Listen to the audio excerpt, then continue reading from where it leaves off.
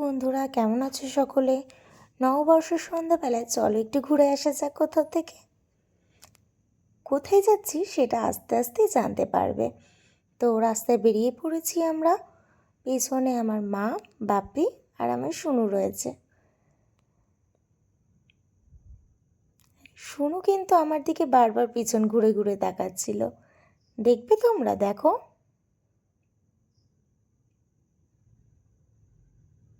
ওই দেখো। তো গল্প করতে করতে আমরা চলে এসেছি চোংদা, এবং চোংদা থেকে আমি মিষ্টি নিয়ে নিয়েছি। কোথায় যাচ্ছি চলো। চলে এসেছি আমার দিদি বাড়িতে, মানে আমার মামা বাড়িতে।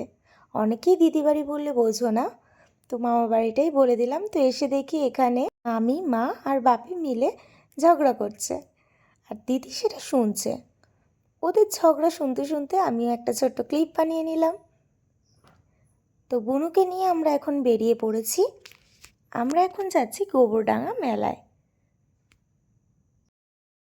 অবশ্যই এই মেলায় আমি আগে কোনোদিনও যাইনি, তো চলো ঘুরে আসা যাক। রাত বাজে এখন 8:40। এখন আমরা যাচ্ছি মেলায়।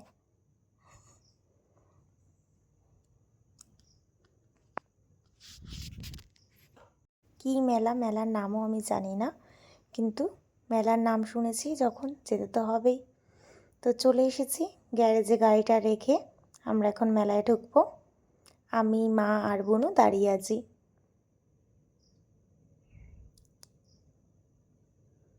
তো বোনু বলল এই পাশ থেকে নাকি ঢুকলে শর্টকাট হবে মেলায় ঢুকতে।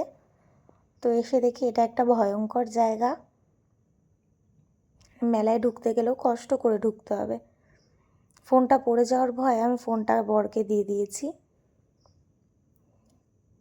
তো দুর্গম পথটা পার করে আমরা এখন মেলায় ঢুকছি। দুপাশে ঝিল রয়েছে, আর তোমরা দেখতেই পাচ্ছ আমার সব থেকে পছন্দের জিনিস মেলায়, যেটা নাগরদোলা দেখা যাচ্ছে। খুব ইচ্ছা চড়ার, কিন্তু কেউ চড়তে দেয়নি। শেষমেশ আমার এটাই চড়তে হলো। এটাকে কি বলে আমি এখনও জানি না। তোমরা যদি জানো অবশ্যই আমাকে কমেন্ট করে জানাও এই জিনিসটাকে কি বলে। রাইডের নাম না জেনেই রাইডটা চড়ে নিয়েছি।